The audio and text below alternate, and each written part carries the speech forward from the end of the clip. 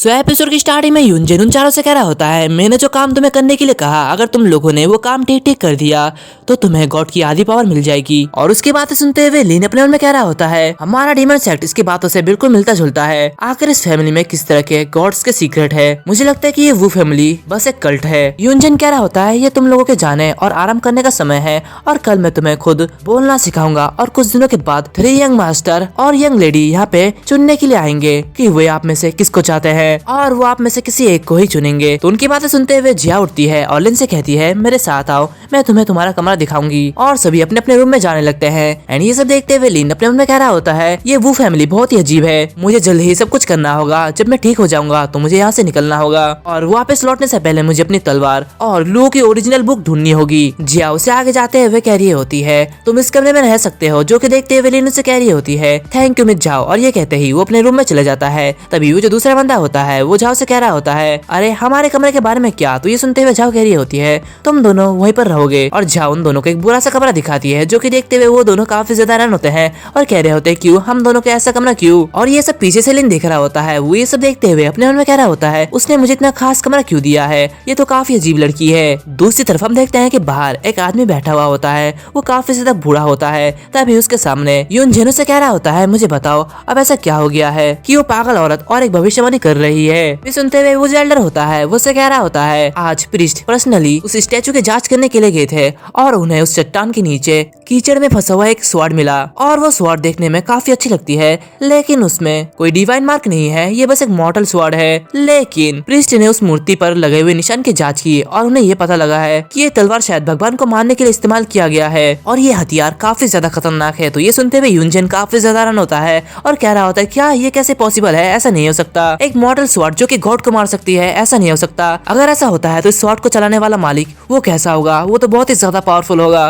दूसरी तरफ हम देखते हैं कि लिन वो एक जगह मेडिटेट कर रहा होता है और अपनी आंखों को खोलते हुए कह रहा होता है, मेरी चोट इतनी ज्यादा गहरी है कि मैं अपने ट्रू क्यूआई को अब्सॉर्ब भी नहीं कर सकता। ये कहते ही वो उठने लगता है और कह रहा होता है, मुझे अपनी स्वॉर्ड जल्दी से जल्दी ढूंढनी होगी, मैं एक स्वॉर्ड का कल्टीवेटर हूँ और अगर मेरे पास अपनी स्वॉर्ड नहीं हुई तो मेरी ताकत वो खो जाएगी। तभी वो अपने सामने देखता है कि वहाँ पे बाहर से 2 लोगों की पर्चे पड़ रही होती है, जो कि देखते हुए वो कह रहा होता है, क्या आखिर यहाँ पे कौन है। उसके दरवाजे के सामने 2 लोग होते हैं, जो कि देखते हुए वो अपने मन में कह रहा होता है, आखिर ये दोनों कौन हो सकते हैं। और जैसे ही वो अपना दरवाजा खोलता है वैसे उसके सामने वही दोनों बंदे आ जाते हैं, यानी कि वांग गुआन और लीजू आ जाते हैं, जो कि देखते हुए वो दोनों भी काफी ज्यादा घबरा जाते हैं और उसी के साथ साथ लिन भी काफी ज्यादा हैरान हो जाता है और वो उन दोनों से कह रहा होता है, क्या तुम दोनों इतनी रात में यहाँ पे क्या कर रहे हो। ये सुनते हुए लूजुओ कह रहा होता है, हमारा रूम वो बहुत ही ज्यादा डरावना है, इसलिए हम यहाँ पे ये पूछने के लिए आए थे कि क्या आज रात हम यहाँ पे रुक सकते हैं। तो ये सुनते हुए लिन कह रहा होता है, हाँ ठीक है, लेकिन बस एक ही बार, मैं बार बार तुम्हें अपना रूम शेयर नहीं करूंगा। तभी वहाँ पे जा भी आ जाती है, जो कि देखते हुए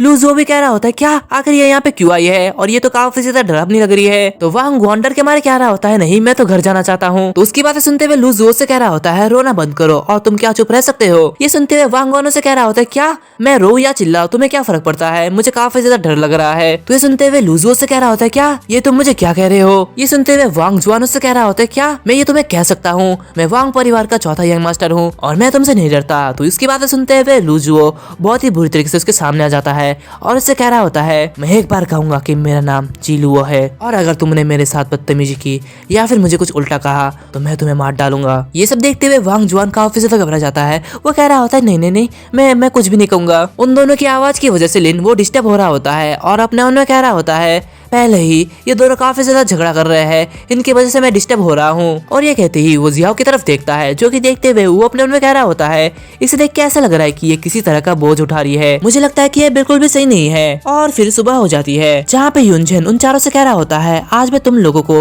मेंटल टेक्निक का एक सेट दूंगा और तुम चारों को इसे पीसफुली प्रैक्टिस करना है। तो वांग जुआन कह रहा होता है, लेकिन हमारे पास स्पिरिचुअल मेरिडियंस नहीं है, तो इससे हम कल्टीवेट कैसे कर सकते हैं। तो उसकी बातें सुनते हुए युनजेन उसे कह रहा होता है, तुम इसकी चिंता करने की कोई भी जरूरत नहीं है, क्योंकि जिस पल तुम अवेकन हो जाओगे उसी पल तुम्हारी स्पिरिचुअल मेरिडियन वो अपने आप ओपन हो जाएगी। ये सुनते हुए वांग जुआन वो अपने मन में कह रहा होता है, क्या ये सच में काम करेगा। और ये कहते ही वो काफी ज्यादा एक्साइटेड हो रहा होता है। वो कह रहा होता है, मैं अभी से ही स्पिरिचुअल एनर्जी को महसूस कर सकता हूँ, मैं बहुत ही ज्यादा एक्साइटेड हो रहा हूँ, तो इसलिए मैं इसका प्रैक्टिस करने का इंतजार नहीं कर सकता। और ऐसा करते करते वहाँ पे सभी अपना स्पिरिचुअल मेरिडियन वो ओपन कर लेते हैं, सिर्फ लिन को छोड़ के। वो अपने मन में कह रहा होता है, 2 दुनियाओं के ट्रू क्यूआई में कोई भी अंतर नहीं है। ऐसा लगता है कि मुझे एक्सीडेंटली पकड़ लिया गया था। ये अफसोस की बात है कि मैं ट्रू क्यूआई को जुटाने के लिए काफी ज्यादा घायल हूँ। तभी यूनजेन उन लोगों से कह रहे होते तो ठीक है, अब मैं तुम्हें अपनी टेक्निक तुम तक पहुँचाऊंगा। और ये कहते हैं वो अपनी टेक्निक उन तक पहुँचाते हैं और कह रहे होते हैं जल्दी करो और जल्दी करो जितना जल्दी हो सके, क्योंकि तुम्हें अपनी बॉडी रिफाइनिंग करनी है। तो ये सुनते हुए लिन जियाओ से कह रहा होता है आखिर बॉडी रिफाइनिंग का मतलब क्या है। तो जियाओ से कह रही होती क्या तुम्हें इसका मतलब नहीं पता? बॉडी रिफाइनिंग मॉन्क्स के फर्स्ट रियल्म को कहा जाता है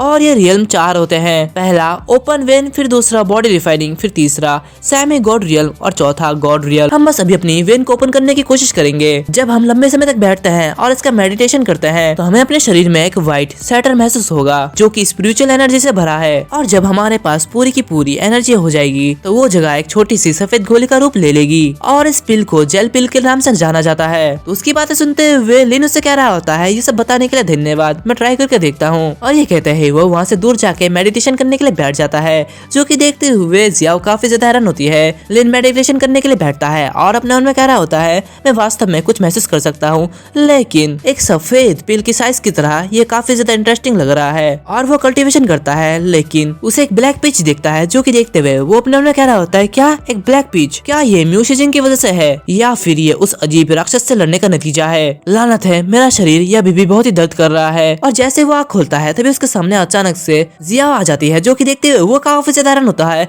और वो कह रहा होता है क्या तुम यहाँ पे क्या कर रही हो? और ये एपिसोड यहीं पर ही खत्म हो जाता है। अगर आप लोगों को ये एपिसोड अच्छा लगे तो लाइक करना, शेयर करना, सब्सक्राइब करना मत भूलना, साथ ही साथ बेल आइकन को भी दबा देना। मिलते हैं अगले वीडियो में, तब तक के लिए बाय बाय।